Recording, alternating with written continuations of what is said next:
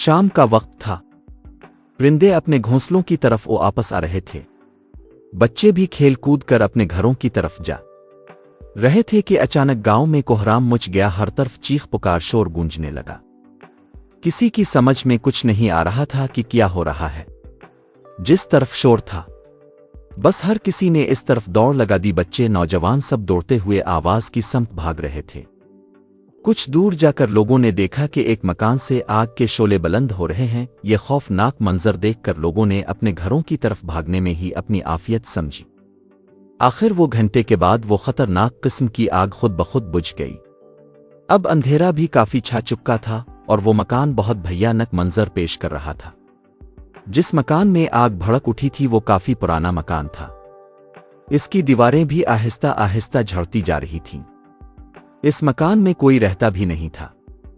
پہلے یہاں ایک ہندو خاندان آباد تھا، ان کے جانے کے بعد وہ مکان برسوں تک خالی رہا۔ پھر ایک سرکاری افسر نے اس مکان کی مرمت کرائی اور آباد ہو گئے۔ وہ یہاں ایک سال بھی نہیں رہے تھے کہ دوسری جگہ منتقل ہو گئے، کیونکہ اس گھر میں آئے روز عجیب اور خطرناک واقعات ہونے لگے تھے، جس سے تنگ آ کر انہیں مکان یہ چھوڑنا پڑا۔ اب اس مکان میں پرندوں کی آواز کے علاوہ کوئی چیز سنائی نہیں دیتی اور نہ کوئی اس مکان کی جانب جاتا تھا۔ اس روز معلوم نہیں کیا ہوا کہ اچانک آگ بھڑک اٹھی، اور اس دن کے بعد ایسے واقعات اس جگہ کا معمول بن چکے ہیں۔ کبھی خوفناک آوازیں سنائی دیتی ہیں تو کبھی کسی بھیانک شکل والے آدمی کو اس گھر میں داخل ہوتے دیکھا جانے لگا۔ ذیشان کا دیندار گھرانہ بھی اسی گاؤں میں تھا۔ وہ 18 سال کا خوش شکل، خوبصورت اور نڈر لڑکا تھا۔ وہ بھی اپنے بزرگوں کی طرح حافظ قرآن اور وظائف کا عامل تھا۔ جب سے ذیشان نے اس مکان میں ایسے واقعات کی خبریں سنیں تو اسے اس کے اندر جانے اور پوری تفصیلات حاصل کرنے کا جنون سوار ہو گیا۔ ایک دن ذیشان معمول سے پہلے اٹھا اور نماز ادا کر کے ناشتہ کیے بغیر ہی اس خوفناک مکان کی جانب چل پڑا۔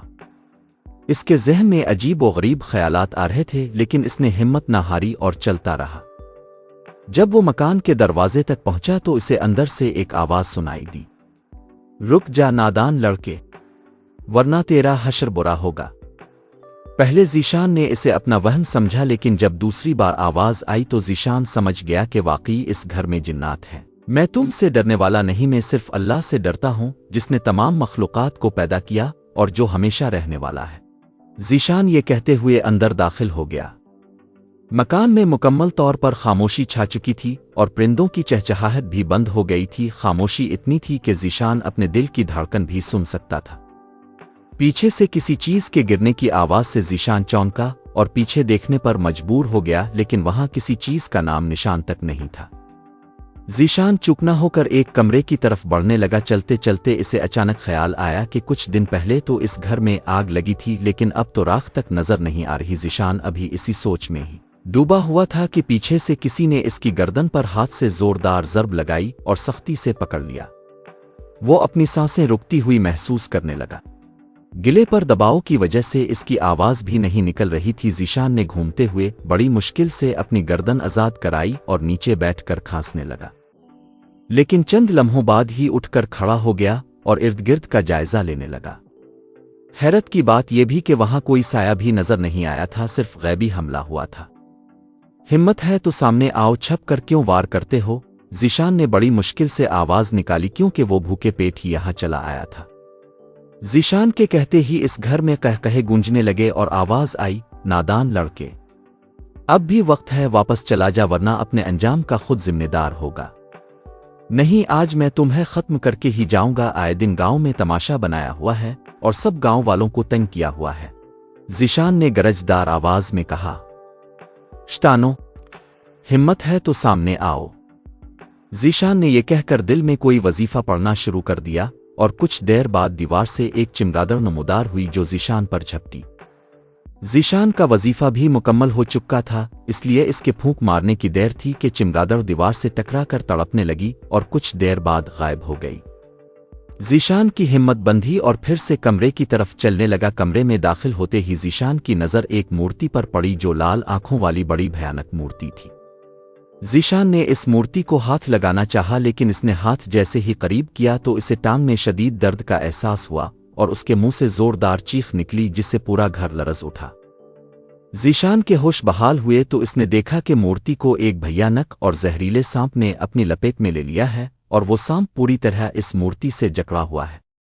ذیشان نے کچھ پڑھنا شروع کیا تو سانپ مورتی کو آزاد کرتے ہوئے ذیشان کی طرف بڑھنے لگا۔ سانپ کے قریب آتے ہی ذیشان نے پھونک ماری اور سانپ 2 ٹکڑوں میں تقسیم ہو کر غائب ہو گیا۔ اب ذیشان مورتی کی طرف بڑھا اور اسے سر سے بھی اوپر اٹھا کر زور سے نیچے پھینکا۔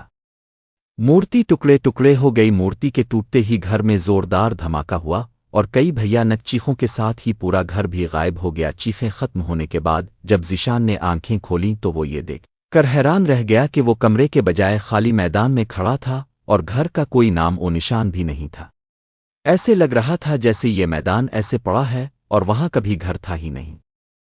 اس وقت دوپہر کے 2:30 بج رہے تھے اور ذیشان کو بھوک بھی ستا رہی تھی، اس لیے اس نے گھر کا راستہ لیا اور کھانا کھا کر آرام سے سو گیا۔